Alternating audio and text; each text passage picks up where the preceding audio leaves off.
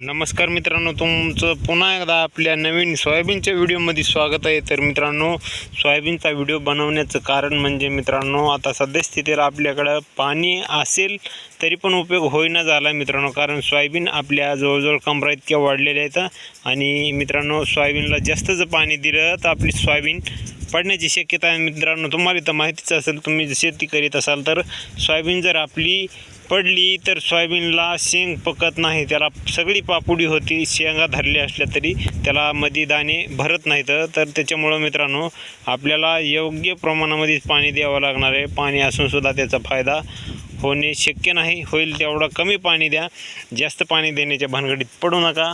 आपली सोयाबीनला लक्ष राखा. जसं की स्प्रिंकलर चालू केल्यापासून स्प्रिंकलरपाशी थांबा. थोडी थोडी कालाच्या आकारात असली सोयाबीन तर स्प्रिंकलर बंद करून टाका, जेणेकरून तुमची सोयाबीन पडणार नाही मित्रांनो. आपण पण स्प्रिंकलरपाशीच आहे आणि आपली ही काल भिजलेली इकडे बघा, पडलेली नाही. तर जवळजवळ आपण ह्याच्यात 2.5 तासच्या मागमोरी चालवलेले तरी पण पडलं नाही. परंतु मित्रांनो, जास्त भिजल्यावर पडू शकतं आणि बेडवर ज्याचं आहे त्यानं तर घंटा दीड घंटा फिरवलं तरी पण त्यांची सोयाबीन पडू शकते, कारण ती भोंडावरती लावलेली असते.